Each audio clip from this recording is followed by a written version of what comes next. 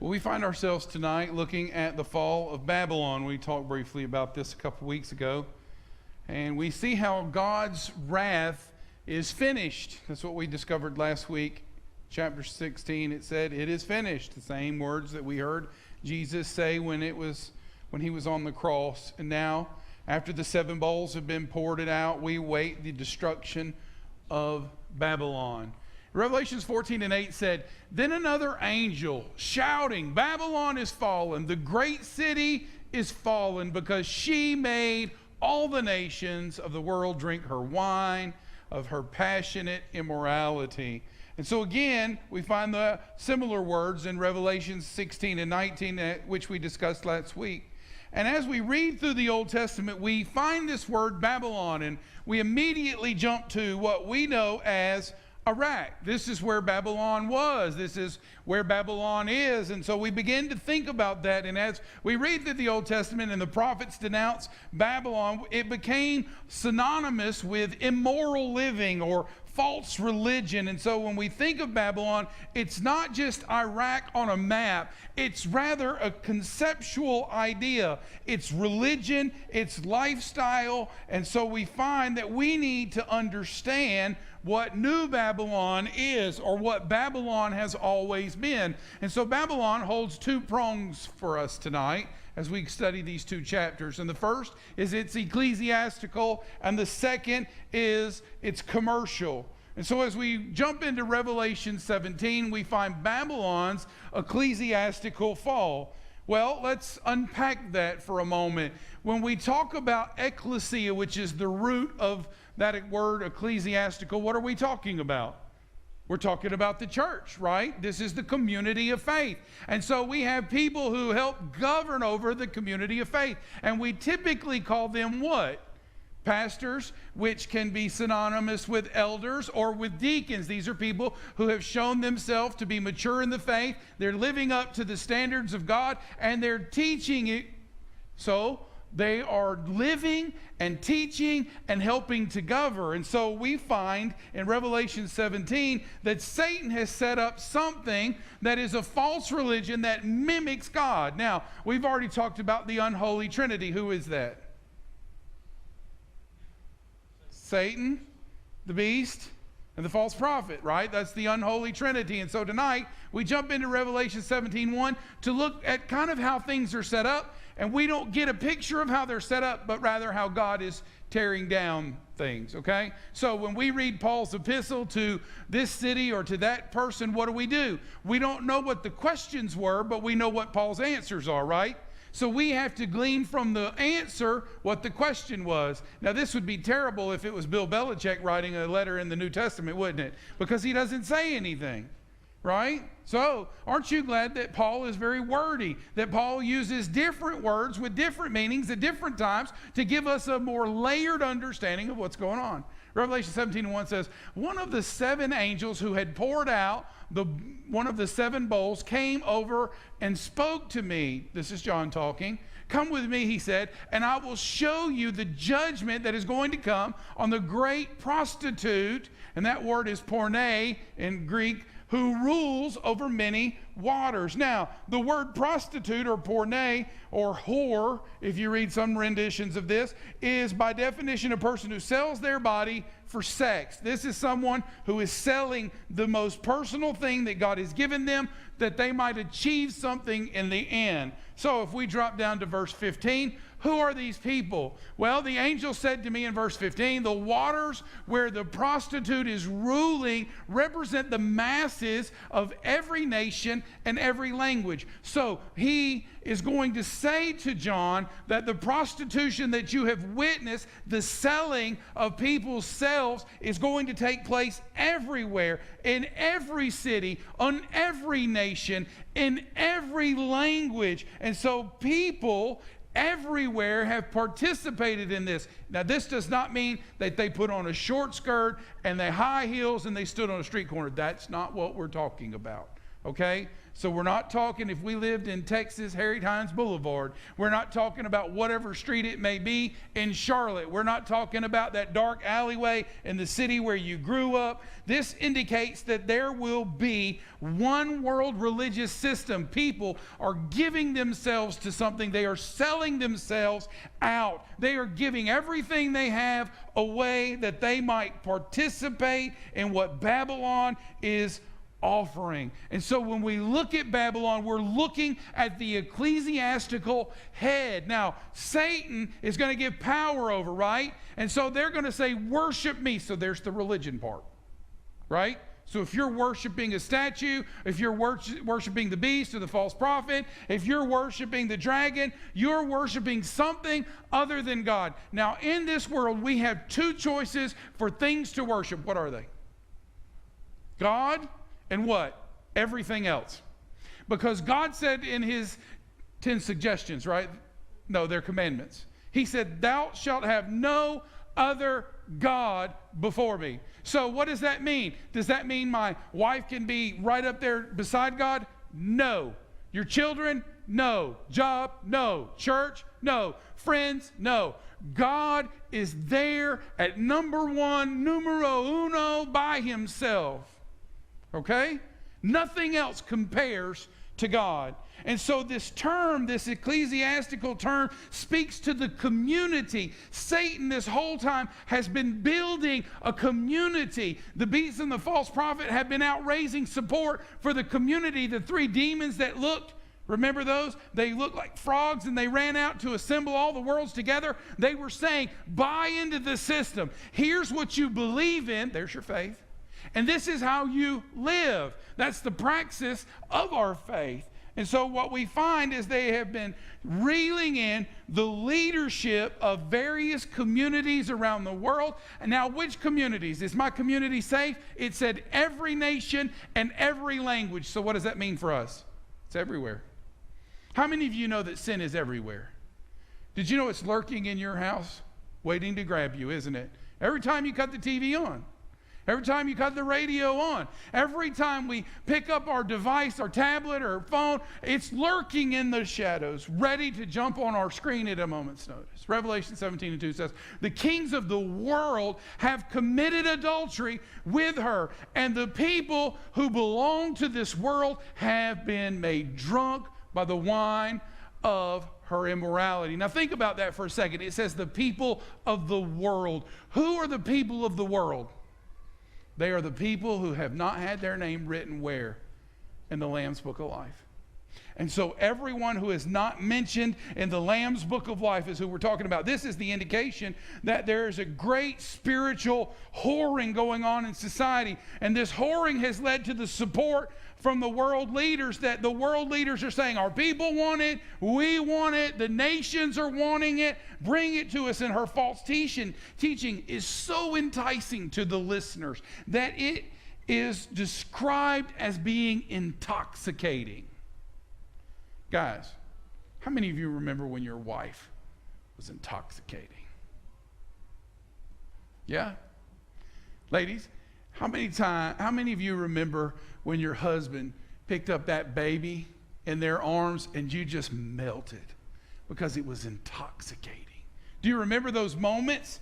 And see, we find that here, the word that they're using for prostitution, for whoring, it's intoxicating. When we see it, they're drunk, it says on this. 2 Timothy 4:3 says, for the time is coming when people will not endure sound teaching. I don't know, but that sounds like that might be here already. If it's not, it's really close.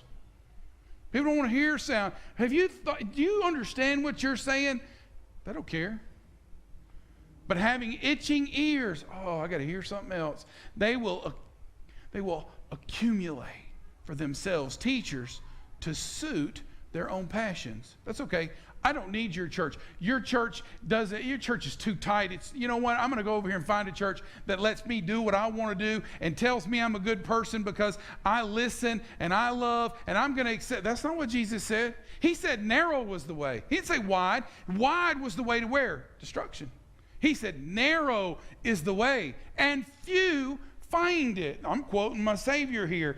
There are people who are always wanting to hear something else. They want to hear what they want to hear, nothing but that. Revelation 17:3, so the angel took me in the spirit into the wilderness, and there I saw a woman sitting on a scarlet beast, and the beast had 7 heads and 10 horns. Now, how many of you have ever seen that? That sounds like the game you ought to play with your kid. What is it? And you start describing it. They're never going to get that. You're going to always win.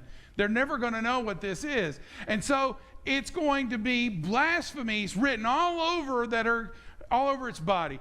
It is going to be disgusting. It's not something we want to see. And so it was carried away by the spirits into the wilderness and sees a woman sitting on the scarlet beast that was full of blasphemy with all these heads and all these horns. What does this mean? Now, the beast for us and our understanding is the Antichrist. And so the Antichrist has a whore or harlot sitting atop him. And this suggests that it is a religious and political coalition. And that's why 17 and 18 pair so well together. Revelation 17:12 says, they will be appointed to their kingdoms for a brief moment to reign with the beast. They will agree to give him their power and authority, and together they will go to war. Now, who are they going to war with? The Lamb.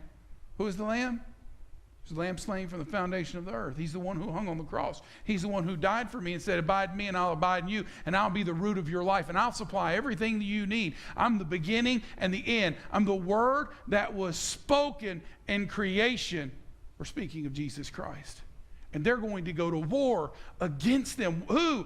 All of the kingdoms are going to have power. For a brief moment, they're going to come and they're going to give their power. They're basically abdicating all of their power to the beast, that the beast would go and do what the beast wants to do, which is to make war. Now, prostitutes usually dress to entice, right? Every time you've seen a movie or passed a lady of the night, that's what they're looking for. All right, they're out there trying to what? Sell themselves and make what? Money in response. And therefore the whore is described as being arrayed in scarlet and purple, adorned with gold and jewels and pearls, holding in her hand a cup that is full of the abominations and the impurities of her sexual immorality. She is a poster for sin. Now, how many of you remember when sin was enticing?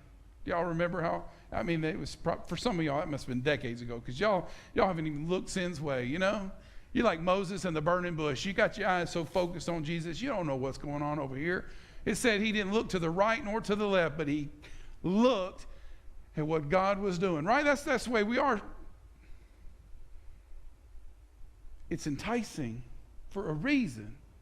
It's trying to draw, and your choice sin may not be their choice sin or my choice sin, but every one of us have an Achilles heel. And so here, written on her forehead, is Babylon the Great, mother of prostitutes and of earth's abominations. Well, it would seem that when you saw this, you would run the opposite way, but no, it's enticing.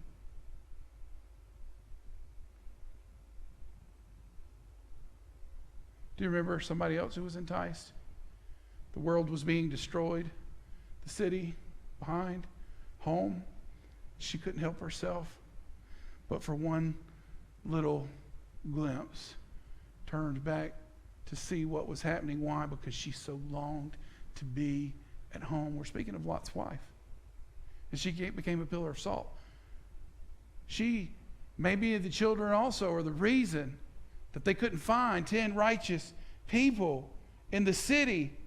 You see, sin is enticing to us. Revelation 17:6 says, I could see that she was drunk. Well, what was she drunk on? She was drunk with the blood of God's holy people who were witnesses for Jesus. Her power has gone to her head. Her desire for destruction has claimed her heart. I stared at her in complete amazement, John says. Understand, this is a man who has no eyes. And yet on the Lord say he sees in the Spirit. You don't have to see it with your eyes to know that something is wrong in someone's life. We can experience, we can feel in that moment. The angel promises to interpret the mystery of the woman and the beast, which is so baffling to John. In verse 8, he says, the beast you saw was once alive, but is it now? Okay, so was alive, now dead. And yet he will soon come out of the bottomless pit and go to eternal destruction. And the people who belong to this world, whose names were not written in the Lamb's Book of Life, these are sinners. They won't believe. They refuse to believe. They've asked the mountains to fall on them. They've cussed God. They've cursed God. They've fussed at God. And they won't accept God's grace. Life before the world was made will be amazed at the appearance of this beast who had died. What does that mean? It means that when the beast shows up out of the bottomless pit, the people of earth are going to glimpse it and they're going to go, whoa, whoa, whoa. Did you just see that? The dead beast will rise, and the people this time will stand in what? Amazement. Jesus was seen by many, and people kept rejecting, didn't they? They didn't want to believe. But this time, when they see the beast come, they're going to believe, because they don't have their names written in the Lamb's Book of Life, because they don't belong to Jesus. This is the Antichrist. And because it was alive and then not alive and is now alive, we find that it's going to eternal destruction. And so most scholars believe the angel is referring to the beast's resuscitation, and not necessarily a literal beast, that's hairy and red, but a nation that once existed and has died and is being resurrected.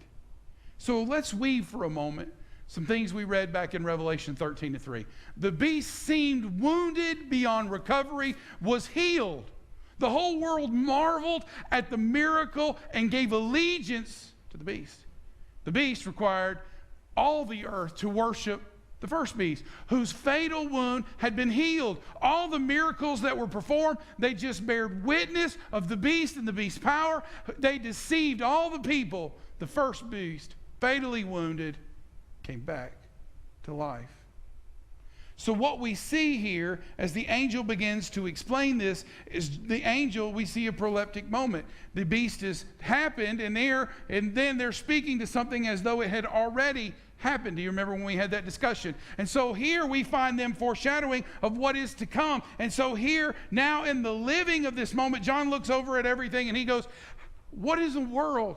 How could the harlot, how could the beast, can you please explain this to us? And so the angel explains to John that the beast with the 7 heads are 7 mountains on which the woman is seated.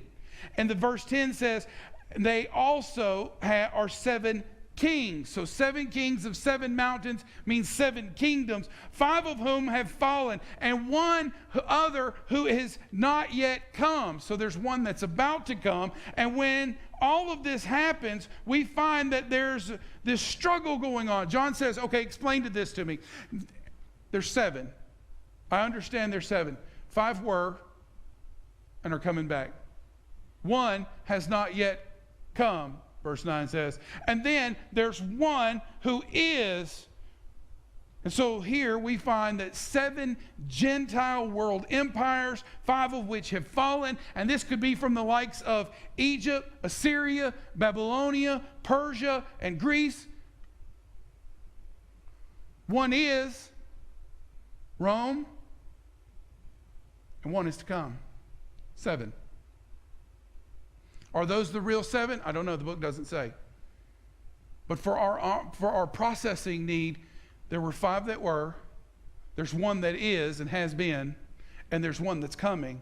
And so here we find that this is going to be the final world empire of the Antichrist, because they're going to give the power. And the other world empires, the Antichrist, is going to be the 7th of these. And so there, 5 nations that we've seen that once were coming back.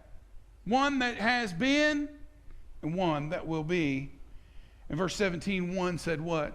I'll show you the judgment of these. Well, 6 of the heads represent previous empires. The 10 horns are 10 kings or contemporary world leaders. And so they're going to come and they're going to, for a brief moment, take all their power and going to collect it, and then they're going to give it to the beast. And so we find that they're going to unite and support the beast, that he would go out and make war. But I know that's not a word that we like very much, is it? When someone says something to us and then they say but, and we're like, oh man, this is a good one. Because after but it says, the Lamb will defeat them because he is Lord. There it is. You want to know what happens in the end? A lot of bad stuff, and Jesus wins. No, Pastor, explain Revelation to me. Okay. There's a bunch of sinners. There are people who don't yet know Jesus. They're going to get saved. Jesus is going to call them home. There's others who are going to suffer, and he's going to bring them to where he is, and eventually he wins everything. So, place your bet, people. You're going to bet on yourself, or are you going to bet on the one who spoke the world into existence, the one who created, who formed and fashioned, the one who said, this is what's coming. I will tell you the end because I've seen the end from the very beginning, and I made a way, whose name is Jesus Christ, my Son, the Lamb slain from the foundation of the earth. And all his called, chosen, and faithful ones will be where? With him. Saints, that's us. If your name is written in the Lamb's Book of Life right here, he says, hey, when I come back, I'm bringing you with me. This will all happen at the Battle of Armageddon that we're going to talk about in chapter 19 when Jesus Christ returns to do what? To defeat Satan. He'll have with him the called and the chosen and the faithful. These are the true believers. The phrase called and chosen is reminiscent of what words Jesus spoke in John 6:44. No one can come to me unless the Father who sent me draws them. The Father is drawing.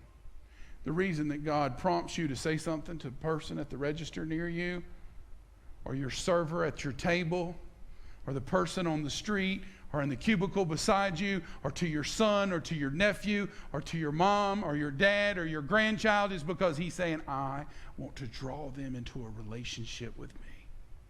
Will you tell them about my Son, who is your Lord and your Savior? And I will raise them up at the last day. Revelation 17:16 says, the scarlet beast and the 10 horns all hate the prostitute.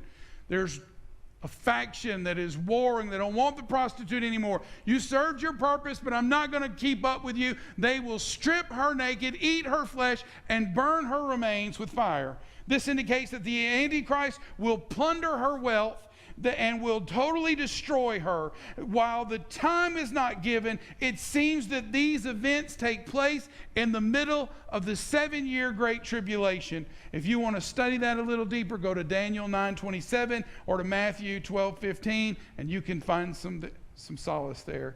When the beast takes over world power, he will assume the place of God, and he will demand everyone in that moment to worship him. Why? Because he wants what God has. This has always been Satan's plan. He wanted to destroy Christ and to assume the role of God. His plan has not changed. 2 Thessalonians 2:4 says, he will oppose and will exalt himself over everything that is called God or is worshiped, so that he sets himself up in God's temple, proclaiming himself to be God. But he can never be God. Revelations 13:8 again. And all the people who belong to this world worship the beast. Who are they? They are the ones whose names are not written in the Lamb's Book of Life. Your name is in the book, or your name is not in the book. There's no being on the leafed edge. There's no hanging out on the cover. You're in the book, or you're not in the book. Well, how do I get in the book?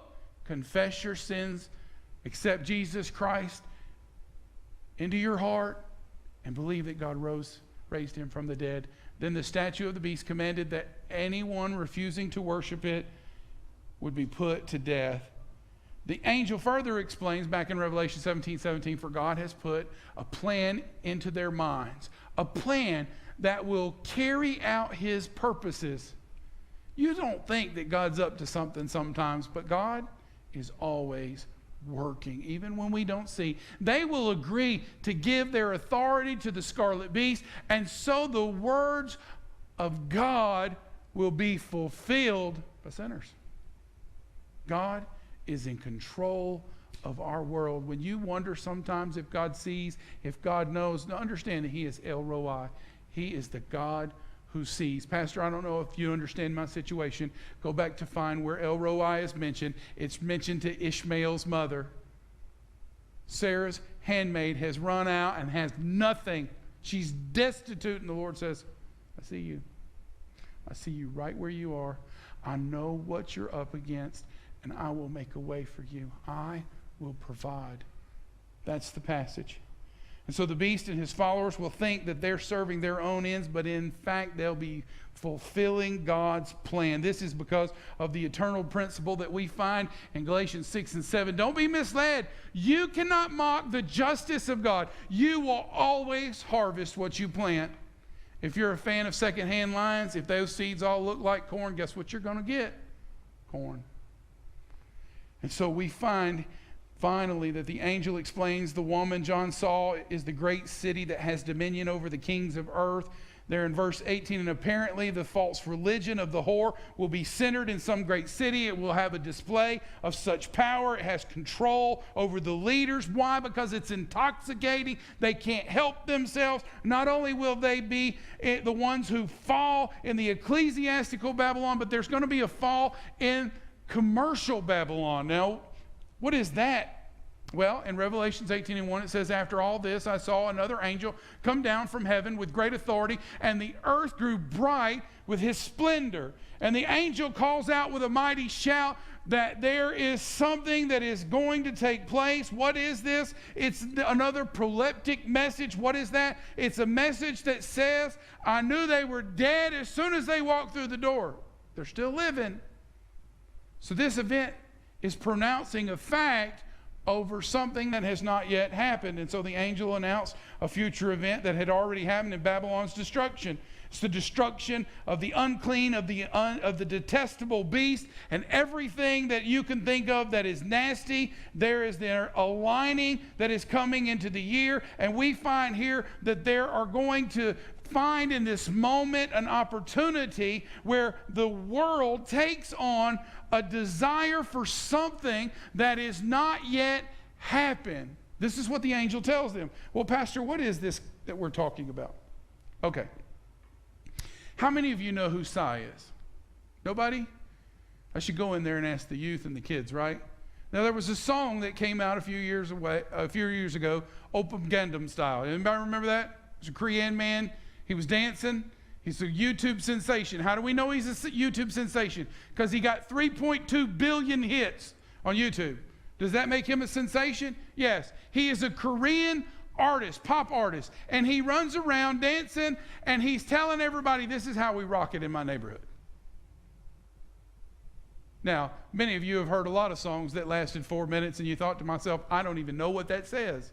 Well, this was actually in a foreign language, so you would get a pass until you started to Google or whatever. And so we find that this is a song that was created in one country, but finds its way to a global audience. Now, can you think of any other social media, any other form of media that's taken place in? Well, the movies now. They are making what is known as world movies. How is this? They're making movies with less talk and more watch. Why? Because they can subtitle less and people find more interest in it. I know it sounds crazy to you, but remember, we all used to watch black and white movies, right? Well, some of us just read about that. Some of you actually paid for that. And so here we find that this is a global audience. Our world is shifting. And so for all the nations have fallen because of the wine of her passionate immorality. Now you're telling me that a song that a Korean sings about foolishness? No. There's a step. How many of you woke up one day when you were younger and said, you know what, I want to be the best sinner I can be? You didn't do that, did you? You woke up and you started following a path that led you somewhere. If you were an alcoholic, it didn't start with you and a case of beer, did it? It started with one drink, and that drink took you somewhere. And if you became a drug addict, you started with one pill or one joint, and it took you somewhere, right? When you start a life of sin, you don't work to the darkest place. You start a journey that leads you to the darkest place. And so it says they've been drunk on her passionate immorality. The king of the world have committed adultery with her because of her desires for extravagant luxury. The merchants of the world have grown rich. So John hears the call and he's saying, okay, you're saying that all this life is happening and it's taking me somewhere. Yeah. Years ago, there was a show called Ellen. And when she came out of the closet, her show disintegrated, right? But she has another show now, doesn't she? And the world we live in today is not like the world we lived in then, is it? No, it was a step. The world is stepping towards something. Revelations 18:4. Come away from her, my people. Do not take part in her sins, or you will be punished with her. For her sins are piled as high as heaven, and God remembers her evil deeds. Now listen, I'm not denouncing all music. I'm not denouncing you watching YouTube or movies. I'm not saying that they're all sinful, though many of them probably are too sinful for us to participate with. But we need to be aware of what's taking place in our minds, in our homes, in our lives. Punishment is the bowls that were poured out. Remember in chapter 16, those 7 bowls are being poured out. This indicates the events that happened in chapter 17 and 18 actually precede those bowls being poured out. Unrepentant Babylon will be judged because her sins are heaped up and piled as high as the heaven, and therefore God has said to his people, get away from, don't go near. God sounds like a father, doesn't he? Putting his arm around his child and saying, listen, I don't want you going there tonight because you know what's happening. Many of you remember your dad coming to you and saying, listen, nothing good happens after dark 30. Do you remember your dad saying something like that? That's what my dad, and I used to ask Dad, when is dark 30? He says, it's any time you start to do something you're not supposed to do. Dark 30. It's lurking. Everywhere we go, sin is lurking. Revelations 18:6-7 says, do to her as she has done to others. Oh, I heard the golden rule there, didn't I? Double her penalty. She brewed a cup of terror for others. She brewed twice as much for her. So match it now with torment and sorrow. She boasted in her heart, and I have no reason to mourn. Well, that seems a little harsh. Her judgment will come in a single day. It'll be a great fall. Revelation 18 says, therefore these plagues will overtake her in a single day, death and mourning and famine. She will be completely consumed by fire, for the Lord God who judges her is mighty. This means that commercial Babylon will be destroyed quickly. As a result, the kings who committed adultery with her and enjoyed living in her luxury will mourn for her as they see the smoke rising from their charred remains from a distance, watching terrified by her great torment. They will cry out, oh, terrible how Babylon, oh, you great city, you have fallen. Now think about that. The merchants of the world are going to weep. Why? Because all of their customers are gone. Their business grows defunct. God's judgment on commercial Babylon will destroy the world economic system. He's taken away their faith because it wasn't placed in him. And he's taken away their economic system of living. Revelations 18:20 says, rejoice over her fate, O heaven and people of God, and apostles and prophets, for at last God has judged her for your sakes. Now, Babylon has slain God's saints. We know this because she drinks what? A cup filled with their blood. This is a reminder of God's promise of Hebrews 10:30. For we know the one who said, I will take revenge. I will pay them back. Remember, their foot's going to slip. That's what we said Sunday. A mighty angel casting a great millstone into the sea is going to be seen by John. It's the destruction of Babylon. It's so complete because when you throw a millstone into the sea, what happens? Gone. so utterly complete that the sound of music will be heard no more. It's interesting, isn't it?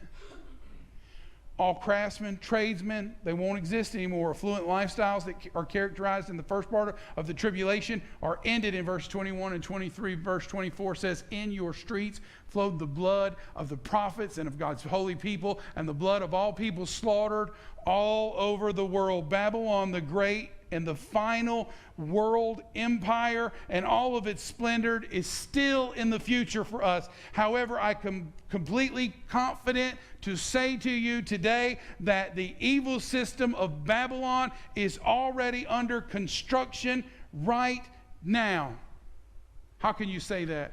Because the world is already becoming desensitized to basic humanity as we become more and more selfish. When kids play a video game, Fortnite, for example, just a few weeks ago, a kid had been playing Fortnite for hours. His connection was lost. He was playing in a group so they can hear each other chat. He becomes so enraged and so upset that he starts to destroy his apartment. He finds a gun and he kills himself. He was about to win a video game, and he killed himself over it. He's so enraptured. He's so intoxicated. Music does the same thing for kids. We find on our TVs, we find in the movie theaters, a dystopia society where we don't like anything that is happening and nobody can get along. Everybody is after themselves. And they invent a movie called Purge, where we as a nation say, you know what, once a year, we're going to give people to have free reign because we have evil built up inside of us and we need to let it out. Really? We were born in evil. We were born in sin. And Jesus Christ says, I'm the only way that will expel sin from your life. The world thinks that they can leech it out. Well, doctors used to leech, but we've learned later that that's not going to fix it. Taking some blood from the body is not going to heal the sickness that is inside of us. No, what we need is a doctor. Anybody know the great physician? His name is Jesus Christ. And he has the antidote for what is ailing our world. You see, society wants you to think a few years ago that we're going to kill zombies. What are zombies? They're people who have been infected with a disease. And they don't act right anymore. So we'll start there. And then we'll find our way a few years later going through a process of who deserves to live. We're going to stand in the place of God. Do you see how Satan has blinded the eyes of humanity? Humanity has let go of decency, and we see it every day in stories of road rage. It's almost as if society wants to start load shedding. We'll just euthanize them. We'll just put them away. You know, they've lost their ability to do. What do we say about the fantastical, magical world? What would we say about those critters and creatures that come from dark places that may or may not represent demons? You don't know what I say? I say our takeaway tonight. Put your whole life before the cross. You want to know what you can sing, what you can play, what you can listen to? I know some of your parents gave you such a hard time for listening to Neil Diamond back in the days or Elvis. I understand that. Parents today are giving their kids all this grief about listening to other bands. I guarantee you Neil Diamond was singing about different stuff in most of his songs than what you're hearing about today. Our world is stepping towards something. There is a system that is building. It is Babylon's system under construction. And saints, I want us to be ready, to be a witness, to be a resource, and to be a light. And Jesus said, peace be with you as the Father sent me. I am sending you.